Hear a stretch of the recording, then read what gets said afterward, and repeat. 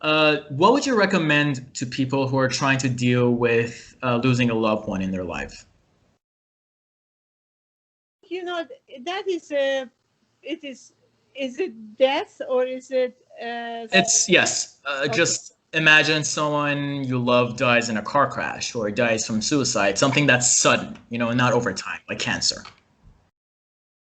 I think it does a few things to us every time we lose somebody like that. Number one, I mean, like when Kobe died, look how we all felt, you know, Yeah, although we it was didn't horrible. know him personally, but everybody was We just, the loved him. whole city was mourning and Hmm. upset.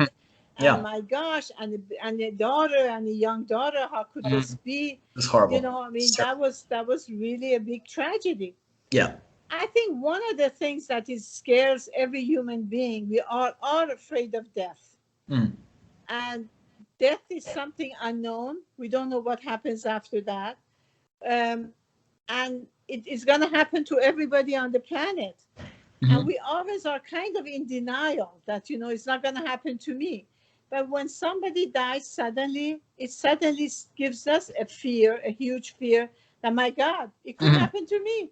It If I gives you a drive reality down check. 405 freeway, it could happen to me. Hmm.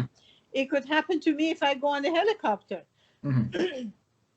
So one of the things is that it makes us face our own mortality. Hmm.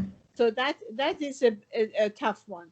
The Hmm. second thing is that, my God, I'm never going to see that person again. Hmm. You know, Yeah, um, that's a and terrifying feeling. regardless of what I do, I am not going to see that person again. They're not gonna come back. And a lot of times it also involves guilt that maybe I should have been nicer to Mhm. them, or I Mhm. should have Exactly.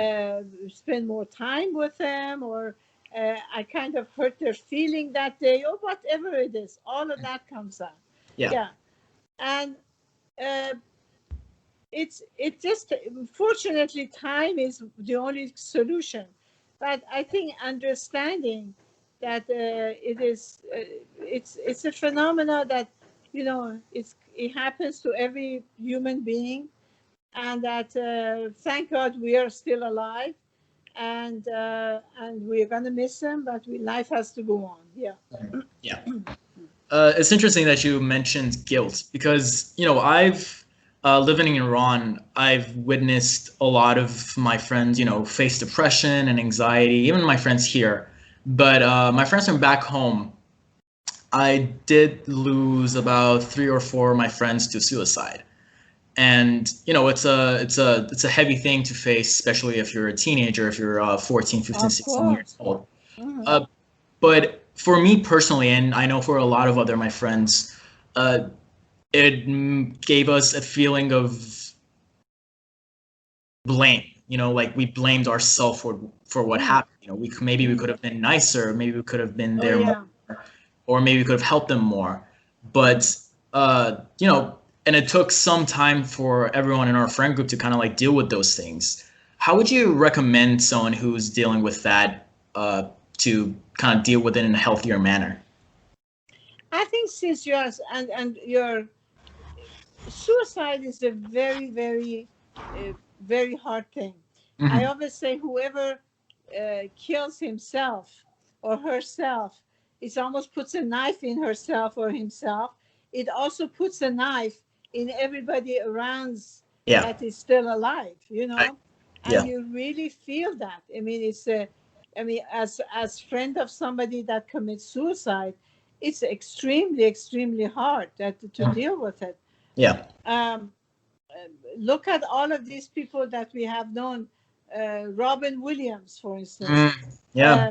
Anthony We Bourdain. have known, Once. who was the guy who was the traveling, Anthony Bourdain. Yeah. and Anthony Bourdain. You think that, my gosh, he has the best life of it in the world. How could he, you Hmm. know, Do commit that to themselves. suicide? We just had somebody that with $700 million uh, asset jump off of the 27th building of a building in Century City in Los Oh, Angeles. I had no And idea. you say, you know, and he had wife and children and everything else. How could they do that?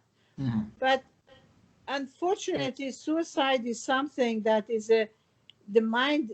becomes so dark and they see no hope and they just want to check out. You know, the pain is so great that they don't see any alternative but checking out in the people who are suicidal.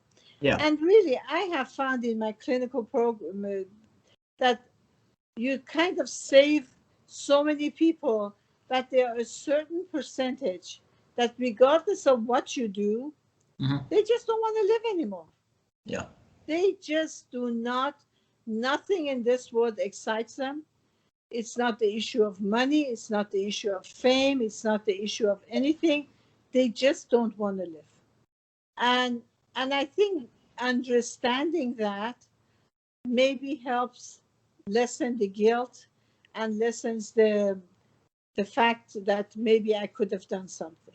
Okay, but that is relevant to someone who's, 60 and commits suicide, 70 and commits suicide. But what about the person who's, just in the prime of his life, like 16-year-old, 17-year-old, his life has basically just started.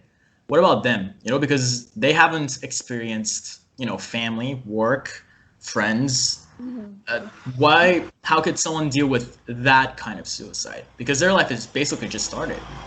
Maybe, the onset of mental illness is between 18 and about 26. Yeah. And before that, a lot of people during the teenage years, we talked about the body image issues. We Hmm. talked about grade issues. We talked Hmm. about being cliquish on school. Parents, some kids feel like parents like one child better than the other. Yeah. Um, uh, I don't have enough friends. I don't have, all of that. It becomes too much of a burden for some kids, and they really just want to check out. Yeah.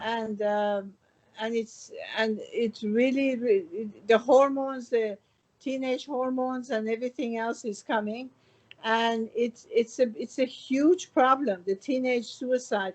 In fact, we had a teen line at Cedar Sinai. It's called Mhm. Teen Line, that was run by teenagers, that some Interesting. of them also were suicidal, to talk to other people and Oh, try to talk them out of it. So that's they really have all interesting. of these helplines, and they have places that, if 2 o'clock in the morning you feel like killing yourself, there is somebody you can talk to. Hmm. Suicide prevention lines. But then there are some people that absolutely they don't want to, they want out, and it's very sad. And the families who experience that, they really never recover. Yeah, Yeah. it's Yeah. very, very It's difficult. a shame. Yeah. Yeah. It's a shame.